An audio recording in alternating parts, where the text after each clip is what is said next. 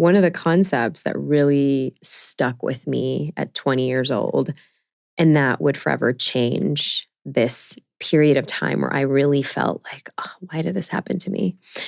It was the amor fati. They shared the concept, my teachers, they shared the concept of the amor fati, which means love of one's fate. So Marcus Aurelius and the Stoics believed that we would love everything that happens to us, good or bad, because there's always a greater intention. And so that stuck with me because that was the first thing that allowed me to start seeing it from a different light. Instead of asking, why me? Ask, why not me? And I remember vividly there was this exercise that he had us do, this reflective exercise, because that's Italian philosophies. And I couldn't speak Italian, but, obviously I was writing it in English. And it was write down all of the things that happened that were bad in your life and what was the opposite. And honestly, it's one of the exercises. It's actually, I put it in the book from that time, but it's also in the actual workbook. Here's the workbook. I love a book that you can get a workbook too. Well, it's I want to work through these things. Well, because here in the book, you can only go so deep. But I think that, well, at least what was coming to me when I wanted to write this, I have 2 small kids, and I wanted to write this knowing that what could my 4-year-old pay attention to? Not that he's going to really go through the concepts. We're not that much of tiger parents here. But when he gets older, or if we share, because I created these conversation cards as well. Yeah, I got those too. What we share at the dinner table, and so powerful. And just one question a day to actually build that ritual. But then when he gets to be 8 or 9, maybe he can start journaling. Well, what happened in my day? What could have been better? How did that make me feel? So really attuning to him in that way when they actually get older, right? Yeah.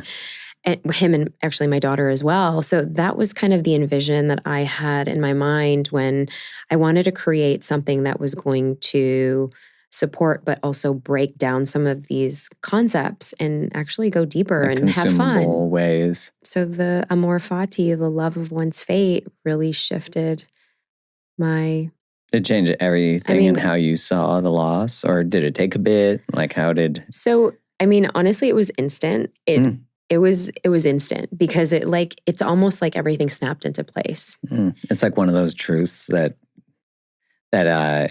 puts the pieces of the puzzle together. It at least gives purpose to pain. I think that's, I don't know, the other way to process pain is to say, there's no purpose in this and there's nothing I can learn from it. I just don't think everyone has the right to their process. Right. I just don't, I'm like, that's not empowering. That's not setting us free in some sense. Well, that kind of holds you hostage to that pain. And It holds you hostage to the fact that if that pain happens again, because eventually it will, and inevitably it will, because this is part of the human experience, you're just going to, it's almost like we're blinded by the pain and we're not going to go, peer and look beyond and see what else could be there. It's almost like taking personal responsibility as well of, all right, how am I showing up in this? And so the analogy that's coming up for me right now in this moment is, if you've ever taken just a pot of boiling water, before you put the noodles in or the rice in, you set the stove on and you turn it on high, and basically the water starts to boil and you have a choice. You can put your hand in there and obviously burn it. But as soon as your fist will touch that water, you will have those pain receptors to tell you, turn off the heat, move the pot away, and let's not burn your hand. You already know immediately. Instantaneous. Yeah, so why wouldn't we think that the pain that we're feeling, whether it's the sorrow, the sadness, the depths of the feelings of burnout, the fact that we feel defeated or lost, they're valid, and they're signals. They're actually indications. They're messengers saying, hey, we've got to work through this. We've got to really bring this up. And so during that time was really one of the ways that I was able to experience. I didn't know back then what it was, but yeah, I was having fun, but I was also allowing myself to grieve. And that's how I even started my journaling practice. Because, I mean, why not start it in Europe?